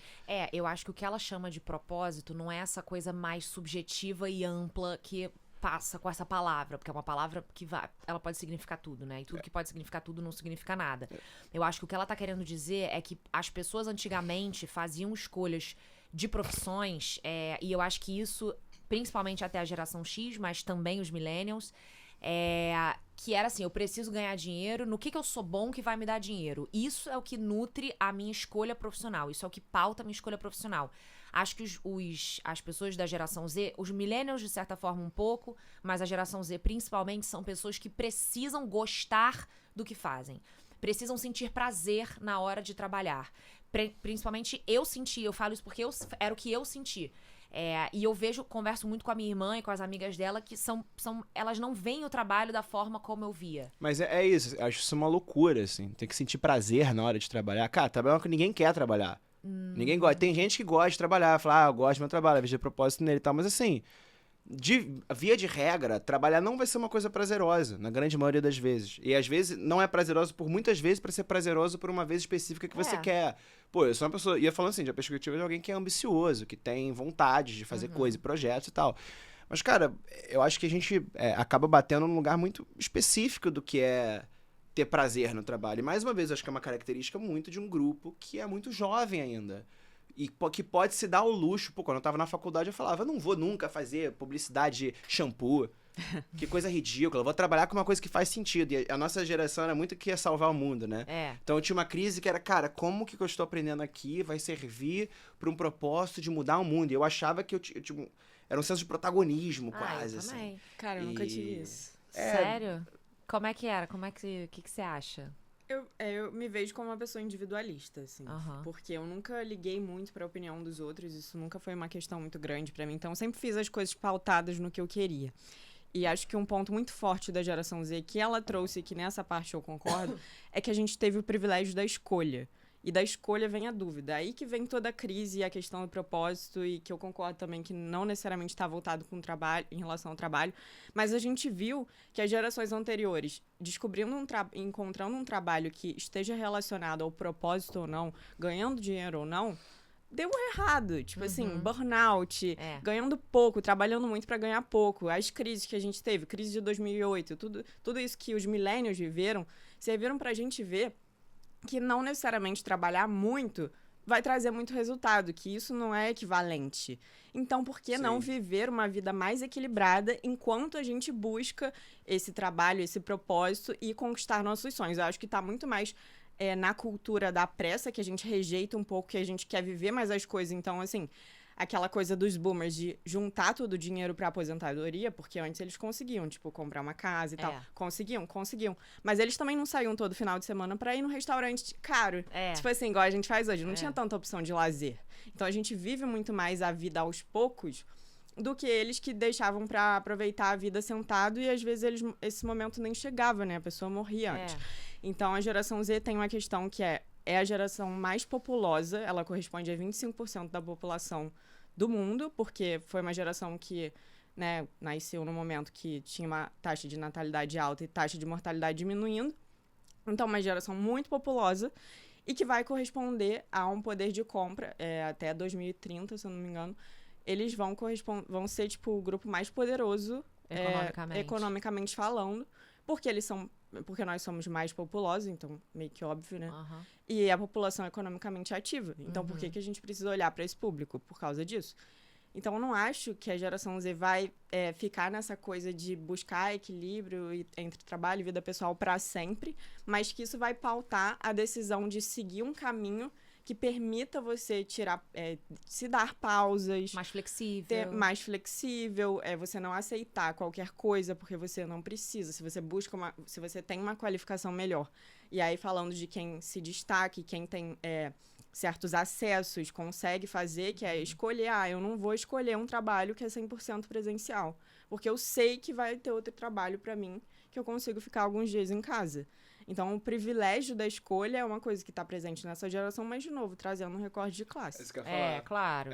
Essa questão toda, inclusive, da geração Z no mercado de trabalho. Ela é muito mais recortada do que todo o resto que a gente falou. Exatamente, porque a gente está falando de quem pode escolher. Sim, com né? certeza. E teve essa parada que você trouxe também das coisas que são intergeracionais, é muito que ela fala ali também, porque ela fala, sei lá, porque a saúde mental é importante. Sim, é para todos nós e para cada vez mais gente, né? Só que infelizmente, você não pode ser tão vocal quanto sobre isso ou fazer certas coisas sobre isso, né? Às vezes é porque eles são os primeiros a nascerem realmente, assim, entrar no mercado de trabalho realmente sem a ilusão da carreira. E isso faz muita diferença. Porque aí você não confia na já falsa meritocracia de que se você se esforçar, você vai chegar lá. Só que você tem que se esforçar pra alguma coisa, né? Se você então, não assim, esforçar nada também, aí exato, também um conflito muito mais uma vez, assim, do momento em que essa geração está sendo estudada, porque a gente vai ter furações disso, né? Até a relação, por exemplo, da geração Z ser mais consumista, eu não acho que só tem uma relação com a gente ser diferente dos nossos avós. Isso, na verdade, é um contexto muito mais socioeconômico, porque o mercado imobiliário passa por uma valorização territorial que onde sim, a gente tem mais poder de compra, né? Então o consumo, em vez de se orientar pra tipo, compra uma casa, vira tipo assim, pô, compra um negocinho no Starbucks, você compra uma roupinha na Shein e poste, publique e tem de ser tão inspiracional quanto as pessoas em quem você se inspira reproduzindo esse hábito de consumo. Por quê? Porque você não vai comprar uma casa. Mesmo se você não sair no fim de semana, você não vai comprar uma casa. Porque é um bagulho absurdo hoje em na dia, verdade, né? o que a gente faz hoje são pequenas indulgências pra, tipo, cara, eu posso comprar esse cafezinho porque ele não vai me impedir de comprar uma casa, então... Exato, então não é eu isso vou que vai me comprar cafezinho atrapalhar. todos os dias da semana. De forma geral, assim. Exato. E uma coisa muito legal que eu ouvi você falando é o quanto a geração Z é contraditória. Então, a gente tem uma geração Z extremamente ligada ao fitness, mas é a geração que mais fuma vape e que mais se intoxica com substâncias e afins. É a que mais se intoxica com substâncias? Com vape, com nicotina, não, com nicotina sim. Vape sim, que é coisa mais cringe não há, inclusive, né? Que vergonha. Mas é um veneno. Acenda um cigarro. Você vai... Quer fumar? Quer encher o pulmão de nicotina? Acende um cigarro. Há inúmeros estudos que comprovam que cigarro e tabaco são melhores do que vape. Fume. Inclusive, o cigarro é o melhor dos três, tá? Fume, exatamente. Tá vendo? Um cigarrinho ali. Sem querer. Não fumem. Não fumem, por favor. Por favor, obrigada. Mas assim, a questão da saúde, desculpa você falar. Não, é que a questão do... É porque eu fiquei curioso porque você consegue ter dado disso. Tipo, a geração Z é a que menos transa na história. Também. É a que menos bebe álcool. Sim. Consumo de drogas, você tem dado disso? Consumo de vape, sim. Agora, de drogas, vou ter que pesquisar. Drogas eu também não tenho. Porque eu acho que é menos tudo, menos vape. Eu diria que é tudo. Vape eu tenho certeza que é o mais. Porque ninguém se sujeita a essa vergonha pública. Você que fuma vape. É uma tragédia. Que constrangimento. Porque, isso assim, sim é crime.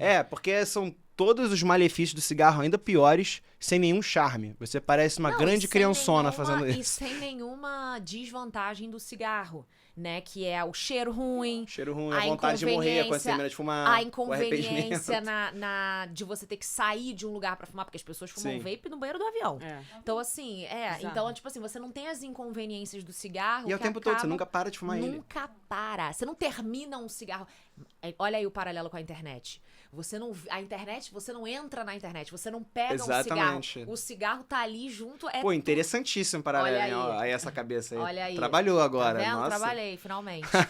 E peguei outras contradições também que você trouxe, né? Que a geração Z se vende como autêntica, mas baseia os referenciais de moda, entretenimento e etc. em tendências massificadas e reproduzidas de forma copiada. Nossa, assim, total. Na internet. Então, assim, eu sou super autêntica, nossa, eu sou muito original, eu sou isso. Mas calma aí, você que usa Nike Air, calça wide leg, cropped, a bolsinha baguete da Fendi, que era moda em Sex and the City, que vocês estão... Então, assim, calma lá. Extremamente conectados, mas sentem-se solitários o tempo todo. Inclusive, tem um estudo que eu pesquisei que é não só a geração Z, e os millennials também, que é a geração mais deprimida e mais ansiosa que tem. Segunda mão, brechó, extremamente valorizado, né? Porque é ecologicamente maneiro, mas compras de luxo o tempo todo, unboxing. Sim. Cada vez mais acesso a produtos que não são ambientalmente cruelty free. Porque não é sobre o ambiente. Porque não é, exatamente, porque não é sobre... Que nem... É sobre a aura e exclusividade mais o brechó, exatamente. eu acho. Né? Também. É sobre ser cool. É sobre pagar de cool. O brechó implica escassez, implica que você achou alguma coisa, implica que você tá vestindo uma coisa que ninguém mais tem. E por último, vendem intolerância, mas são intolerantes com aquilo que está em baixa, fora de moda e ultrapassado. Sim, esse foi um artigo, né, que eu escrevi pra minha coluna na Exame. Quem quiser ler, tá disponível lá, são, acho que as contradições da geração Z, porque eu crio conteúdo também pro LinkedIn. E aí, há pouco tempo, começou... Agora falar de geração Z é cool, né? Porque é a geração mais jovem, tá entrando no mercado de trabalho. Então, essa questão, por exemplo, da meia soquete versus meia alta. É toda uma coisa para criar polêmica e gerar entretenimento e entregar o conteúdo, enfim. Então, ficou muito fácil falar sobre geração Z, mas de uma pegada generalista. E eu sempre gosto de me apegar aos dados. Então, eu escrevi isso, trazendo um contraponto, e o texto não tem muita conclusão, assim. Fala muito sobre como essa geração, de novo, que a gente estava discutindo aqui, é jovem, então ela está se desenvolvendo, então algumas coisas precisam ser questionadas se são para sempre. Mas porque as pessoas começaram a criar conteúdo dizendo assim, a geração Z é assim, assado, e é assim que você tem que acreditar. E tudo, não existe verdade absoluta, né? Para tudo, e para a geração principalmente. Então, tem esse compromisso de sempre falar que a gente precisa olhar para outras segmentações, fazer pesquisa, enfim. A geração Z é uma geração muito contraditória, justamente porque ela está crescendo e vendo que na realidade não é muito bem assim. Então, a questão da sustentabilidade, eu diria que é a mais forte de todas elas. Porque só se falava que uma marca, para se conectar com a geração Z, precisava ser sustentável. Aí começou o greenwashing. Começou o greenwashing. E aí a pessoa se comunica, mas aquilo não reflete... A marca se comunica, mas aquilo não reflete nas suas ações. O que é muito pior do que ela não falar nada ou pelo menos tentar implementar alguma coisa. Ou mesmo se não tentar, é melhor não falar nada. Com certeza. Sabe? Então começou muito isso, e isso precisa ser muito revisto. E acho que um ponto muito forte também, que inclusive é o meu próximo texto da coluna, se todas as marcas precisam ser engraçadas para se conectar com a geração Z. Porque esse humor cronicamente online se popularizou muito agora. E agora toda marca acha que ela tem o direito de ser engraçada. E, surpresa, quando você tenta ser engraçado, você pior. Não é engraçado. Exato. Você não é quando engraçado. o meme vem. É o Bora Bio, aqueles memes... Nossa, Bora Bio é Nath Morto. Bora Bio. Como é que é aquele outro? Casca de bala, essas tragédias aí que a gente... Eu posso falar porque quando a coluna sai, o podcast já vai estar no ar. Não, ao contrário. Quando o podcast sair, a coluna já vai estar no ar. Eu usei até aquele meme da Zara Larsson, dos golfinhos, pra ilustrar. I just wanna be... Exato. Essa tá... Porque todo mundo começou a usar, Sim. Beleza, engraçado. Só que várias marcas começaram a usar. A primeira, ok, foi engraçado. Agora, segunda, terceira, quarta, quinta, não tem mais graça. Aí eu questiono, será que você realmente precisa ser engraçado pra se conectar com a geração Z? Por quê? Porque o humor é um apelo muito forte pra geração Z. Mas humor irônico, né? O humor irônico, que é esse humor cronicamente online bem nichado de quem tá na internet. Pós-irônico, né? O humor tweetico, sei lá. Porque é um humor que ele é totalmente desamparado de um sentido direto. Ele não é lastreado num sentido óbvio. Ele demanda um contexto e uma presença que é meio que a sua forma de vestir a sua presença naquele espaço. Então, quando esse humor acontece, é engraçado para eles, porque referencia eles e não os outros. Então quem tá de fora não entende, é meio que isso, assim. Porque a gente tinha, assim, meus pais tinham um livrinho de piadas. Um papagaio chega para um português e uma loura burra, e aí aconteceu isso. É a história. A pessoa da geração Z, eles não... A minha mãe não é capaz, ela não entende por que a gente acha certas coisas engraçadas. Às vezes eu não entendo por que a minha irmã acha uma coisa engraçada. Ela acha hilário, e quanto menos dá pra explicar, mais engraçado é. Sim. Mais uma vez, essa coisa de autenticidade, de exclusividade. E isso é uma coisa muito antiga, assim, da própria internet, assim. Eles são um comportamento que foi se tornando cada vez mais mainstream, conforme mais gente tava tendo acesso cedo ao online, né? Sei lá, eu era de muito fórum de internet quando eu era mais novo, assim. E, inclusive, participava de alguns fóruns que ditavam o que a internet era, assim.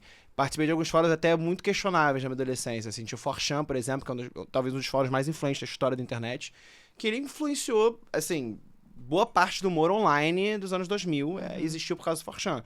É um fórum que depois, justamente pela sua completa ausência de moderação, virou um fórum altamente radicalizado e altamente...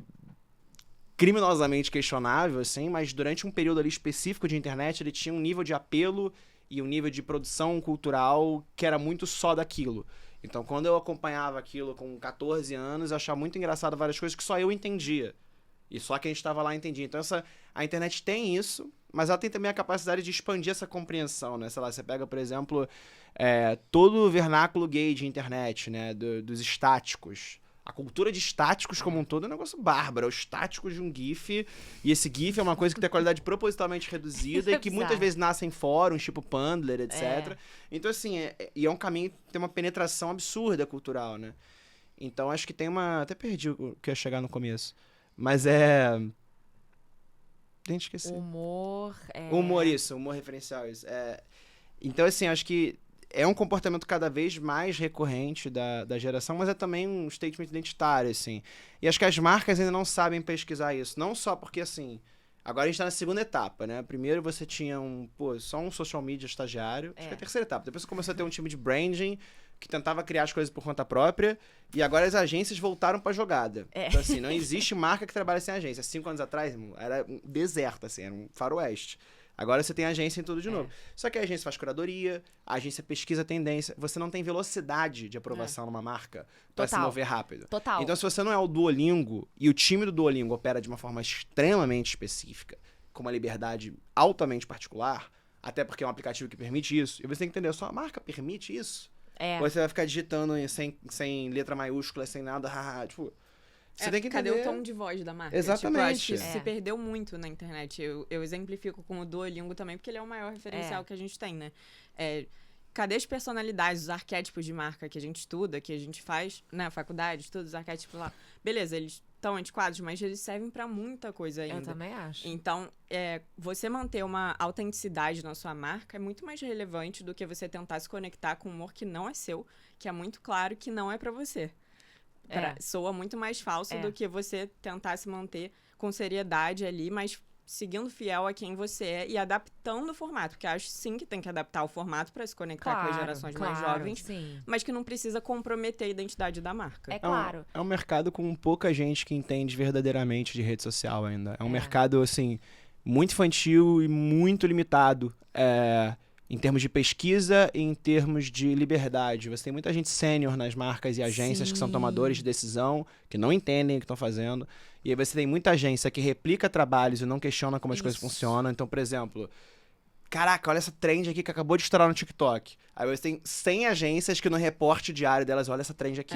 Aí no dia seguinte, a marca faz aquilo. Então 100 marcas fazem aquilo no dia seguinte. Isso.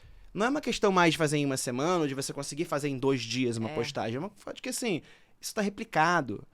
E todo mundo na internet sabe. Então o meme vai chegar, quando ele replicar, você vai embora. E é assim que vai acontecer. Só que as marcas insistem em fazer assim.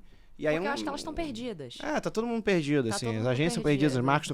Tem muita gente boa, né? Tem, Só que elas são sufocadas porque a tomada de decisão ainda a minha marca está falando isso. Porque as marcas não conseguem entender a efemeridade de uma postagem. Porque é super efêmero, mas também pode não ser. Também pode acabar com você. Então é muito delicada essa zona. Era melhor que as marcas, na sua maioria, não fizessem nada, né? Tem marca que cabe e tem marca que não cabe. Mas é uma coisa que suja muito o espaço de comunicação. Ninguém gosta, sacou? Tipo, o Blue Sky tá ótimo, inclusive, porque não tem marca nenhuma. Eu falo muito assim pra os clientes da consultoria. Cara, se você não tem equipe pra criar conteúdo pro TikTok, não cria. Exatamente. É muito melhor do que você tentar replicar o conteúdo do Instagram, que é completamente diferente. Não vai dar certo, você vai se frustrar. E você vai cobrar resultado, às vezes, do estagiário, que é o social media. Porque se não é uma agência contratada que atende 20 clientes ao mesmo tempo, Exatamente. é um a pessoa que é estagiária sozinho. e até domina a linguagem das redes sociais, mas não tem a capacidade, nem know-how, nem expertise para fazer um conteúdo de uma marca milionária. A pessoa sobrecarregada, né? A gente falava na faculdade sobre ser diretor de arte ou redator. Aí a pessoa, tipo, diretor de arte, redator e diretor criativo de 5 marcas diferentes. Exato. Ao mesmo tempo, e tem que produzir 5 posts no Canva. Não vai rolar, galera. Ou 5 vídeos engraçados, e aí fica aquela coisa, tipo assim, cara, Cringe. como que eu insiro a minha marca nisso? Não, cara, tipo, é uma coisa básica. Em vez de você inserir a sua marca, faça uma publicidade onde você consiga produzir um Canva, não um site Canva, né? Mas um Canva branco, né? Uma pintura em branco, um quadro em branco que as pessoas possam preencher. Pô, eu pego o Brett da Charli XX, que é altamente estudado como exemplo disso, porque isso, é só E Brett. é um álbum muito bom, além de toda a E comunicação. é um álbum maneiro dessa discussão geracional também, porque ele foi muito rejeitado por muitos millennials, assim. Sério. Eu acho absurdo. Ela é minha artista pop favorita, mas assim, existe uma discrepância já, um não entendimento, porque é um hiperpop, né? Tá, entendi. Até, tipo, intuitivamente você escuta aquilo e fala, cara, isso é muito geração Z. Porque é sujo, é um volume, é uma despreocupação, é muita coisa ao mesmo tempo, é hiperestimulante. E muita gente acha ruim o som dela. Muita gente mais velha, assim. Já tem um entendimento Mas eu diferente. entendo, porque Mas não, aí não isso- gostam. Tipo, eu adorei, mas eu entendo. É, porque é muito... É isso, é geracionalmente muito diferente também. Mesmo ela tendo 30 e poucos anos. Então, mas aí é que tá. A minha avó acha as músicas da minha mãe uma bosta. Minha mãe acha as Sim. minhas músicas Sim. uma bosta. E eu provavelmente vou olhar pras músicas que meus filhos vão ouvir e vou falar, gente, isso é só barulho. E isso eu acho que tá Não, muito... o trap é um fenômeno Eu ia falar ótimo isso disso. agora. Isso é uma coisa que é geral. Isso, acho que faz parte, isso é uma certeza da vida. É, e é uma coisa que tem... Eu fui no Rock in Rio no dia do trap, fazer um trabalho pra uma marca, assim. Quando eu tava tipo, cara, não acredito que me botaram nesse dia, meu Deus do céu. Porque a única experiência que eu tenho com trap é a caixa de som na praia, tocando do meu lado, Sim. trap. Que antes fosse um pagode, um samba, não me Antes. incomodaria em nada, mas assim, aquele grave naquela caixa, pô, estourada, é muito ruim. Mas enfim, e aí eu vi um monte de show foda. E eu falei, caraca, Que trap legal. é bom. Trap é maneiro, assim. Eu comecei a escutar trap, assim. Tem várias questões com trap, de interesse, assim, de letra, mas, cara, é um gênero novo, é um gênero que tá É. nascendo. Então, assim, ainda tem muita gente ruim no meio fazendo sucesso, mas tem muita gente boa aparecendo. É um lugar altamente inventivo, é um lugar que convida a um grau também de contracultura e rebeldia muito é o funk grande. há anos atrás. É. Ele ainda vai se reinventar, Exatamente. porque o funk mudou muito. Exatamente. O funk era melody, virou um negócio menos melody, virou um negócio extremamente Proibidão. sujo. Aí agora tá um negócio meio... Agora tá E vai se confuso. tornar cada vez mais palatável pra gerações que ficam, tipo, não entendo esse trap. Sabe? Exatamente. É muito fácil não entender trap, É. porque realmente, assim... Não né? é um negócio democrático no sentido de agrada a todos. Não É. é. Não é. Mas é uma questão de entender o que você tá procurando gostar ali. Exato. Porque o que uma geração abaixo da sua tá procurando gostar é diferente do que você tá Com procurando. certeza. E é uma geração que não tem referencial de guitarra, né? Exatamente. Então, assim, é muito exatamente. diferente. O nível de rebeldia que elas estão procurando musicalmente, o nível de barulho. Pra mim era uma guitarra estourando, pra eles é um grave que treme a casa inteira, né? Sim. é. Eu acho que a gente também tem que ter muito cuidado pra não ficar com esse olhar pra o que é novo, de isso não é legal, isso não é. Por exemplo, eu não gosto de trap, mas eu olho assim, ok, tem quem goste, eu entendo, faz parte de um gênero novo que tá mudando muita coisa na indústria da música, pra gente também não ficar igual as gerações que vieram antes, porque sim, tem pessoas, inclusive, essa percepção que eu tenho vem de pessoas de gerações anteriores que sempre tiveram a visão pra inovação. Então, de aceitar o que é novo, eu quero ouvir mais sobre isso, igual você fez. Eu quero pesquisar, porque senão você fica obsoleto e você fica uma pessoa chata. E fica muito míope nas suas leituras de E tudo. você tem que entender o que é gosto pessoal. Eu posso não gostar de trap, não combina com o meu gosto, mas eu entendo o papel dele, eu entendo o que ele tá fazendo nesse contexto, eu entendo as motivações, onde ele quer chegar, Você outra pode, coisa. é isso, é porque a internet programa a gente pra gostar de algo ou ser contra algo. Exato. Né? Tudo. Você não pode só não gostar de alguma coisa. Não pode. Né? Vira uma coisa... Porque a sua identidade também é baseada no que você não é. E na internet você tem que falar tudo que você é e tudo que você não é. Então assim, se aquilo não sou eu sou contra aquilo que não sou eu. Então essa hiperindividualidade é muito hostil, porque tudo que não parece com você, você repele. Não tá ali orbitando, não é uma coisa que... Não, você repele, você detesta, né? E isso eu acho muito doido também, assim. É um momento... Apesar da gente sempre ter trocas geracionais, acho que é um momento muito singular, assim, de produção cultural. Com assim, certeza. Tipo, muito diferenciado. Muito por causa da internet. Sim. Gente, eu tinha aqui mais pauta pra gente falar, ia falar do amor, ia falar... Mas assim, cara, A já gente tem falou 1 muito, hora né? e 40 de episódio. Então acho que eu vou encerrar por aqui. Vou só pedir pra vocês definirem a geração Z em 3 palavras. Eram 3, eu anotei uma. Pode? Pode ser uma, eu vou falar as minhas, tá? Propósito, velocidade e desapego. Peraí. Pode deixa ser eu ver uma, minha pode ser uma anotação. frase, pode ser um meme, pode ser um objeto. Vai, Bia. Como é que é uma palavra? Uma palavra, uma frase, um objeto, uma... Questionadora. Boa. Com certeza. Acho que tá muito em propósito, velocidade. Acho que... Em definição, hiperindividualidade e... angústia. Boa. Vocês gostam da geração Z? Acho que... Desculpa, fala. Eu tenho que gostar de quem eu sou, né? Acho que é insano falar que eu gosto de uma geração ou não, né? Acho que, Aham. assim como em outras gerações, eu gosto de pessoas da geração Z. Mas Não você gosta do concordo. que eles representam? Acho que eu sou obrigado a, pelo menos, empatizar com o que eles representam. Senão eu vou me tornar reacionário. Entendi. Tá. Adorei nosso papo, gente. Foi, assim, um turbilhão de informação. Extrapolou completamente o tempo, mas é isso. Eu espero que vocês tenham gostado. Não se esqueçam de se inscrever no canal, compartilhar esse e outros vídeos com aquela amiga ou amigo que tá precisando de uns bons conselhos e que tá querendo se informar. E segue a gente nas redes sociais. Eu vejo vocês semana que vem. Beijo!